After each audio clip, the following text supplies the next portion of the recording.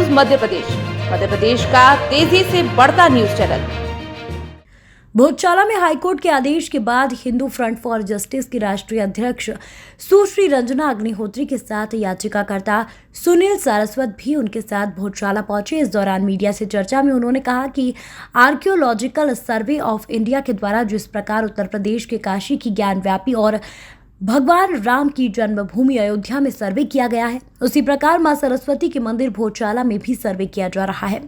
सुश्री रंजना ने कहा कि सुप्रीम कोर्ट के आदेश अनुसार स्मारक को बिना क्षति पहुंचाए खुदाई जारी है।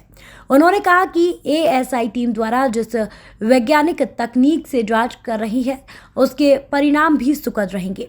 आपको बता दें कि भोजशाला और कमाल मौलाना मस्जिद के विवाद को लेकर मध्य प्रदेश के उच्च न्यायालय की इंदौर खंडपीठ में याचिका क्रमांक 1497 को रंजना अग्निहोत्री, आशीष जनक, आशीष गोयल, सुनील सारस्वत और मोहित गर्ग ने ही दाखिल की थी और इसी प्रकरण की सुनवाई करते हुए उच्च न्यायालय ने सर्वे के आदेश दिए हैं। सबसे पहले तो मध्य प्रदेश के धार जिले के सभी गणमान्य व्यक्तियों को हमारा सादर अभिवादन और बहुत बहुत आभार, क्योंकि 2 वर्ष पूर्व जब मैं और मेरी टीम, मेरे टीम लीडर श्री हरिशंकर जैन, विष्णु जैन, कुलदीप तिवारी जी, हमारे गोपाल भैया, आशीष गोयल जी, आशीष जनक जी, हमारे सुनील भैया, सब लोग आए और सब लोगों ने ये विचार बनाया कि हम लोगों को कैसे यहाँ कलेक्टिव रूप से काम करना है। तो पूरे धार के प्रत्येक व्यक्ति ने हम लोगों का सहयोग दिया। अगर इन्होंने सहयोग दिया नहीं होता तो ये मुकदमा ना हम तैयार कर पाते, ना ही हम न्यायालय के समक्ष हम दायर कर पाते। अब रह गई बात, आज हम आए हैं 11:30 बजे यहाँ पहुँचे हैं और गोपाल भैया के साथ हम अंदर गए। वहाँ जाकर के देखा कि एएसआई की टीम विधिवत माननीय उच्च न्यायालय के आदेशों के अनुपालन में विधिवत अपना कार्य कर रही है।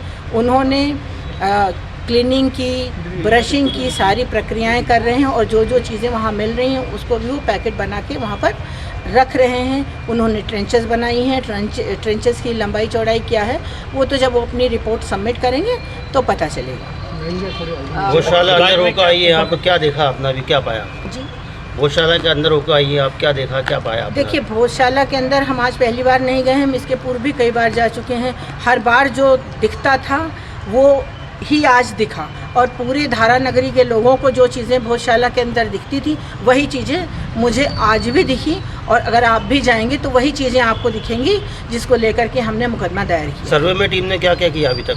सर्वे में टीम ने, मुझे लगता है उन्होंने क्लीनिंग और ब्रशिंग करी है, एक्सकेवेशन, कुछ पार्ट का एक्सकेवेशन भी शुरू किया है और जो जो चीज़ें वहाँ मिल रही हैं उन्होंने उसको कलेक्ट करना भी शुरू किया, क्योंकि ये बहुत स्लो प्रोसेस है।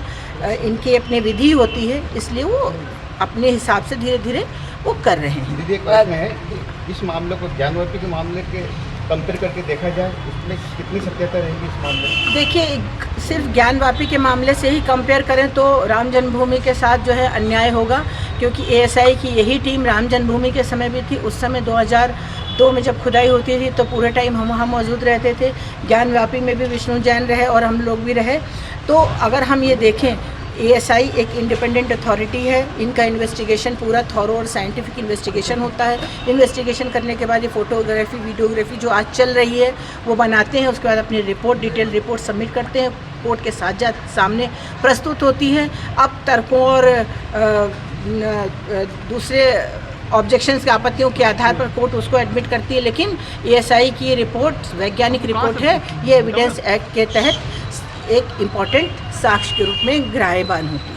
पीछे खुदाई भी हो रही है, पिछले हिस्से में कुछ उत्खनन या खुदाई, मिट्टी हटाने का काम? वो मिट्टी हटाई जा रही है, वो उनकी एक प्रक्रिया है। उस प्रक्रिया के तहत कि पता लगाएं, कैसे पता लगाना है कि क्या क्या चीज़ें हैं, उसको खुदाई नहीं कहेंगे, उसको एक्सकवेशन कहेंगे, क्योंकि खुदाई तो फावड़े से होती है और बड़ी उसमें छोटी छोटी जो उनके औजार होते हैं उससे थोड़ा थोड़ा मिट्टी हटा करके वो देख रहे हैं कि उसमें क्या क्या है, क्योंकि लेयर को डैमेज होने से भी बचाना है।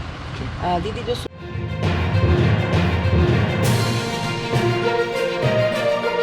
प्रयास न्यूज मध्य प्रदेश का तेजी से बढ़ता न्यूज चैनल।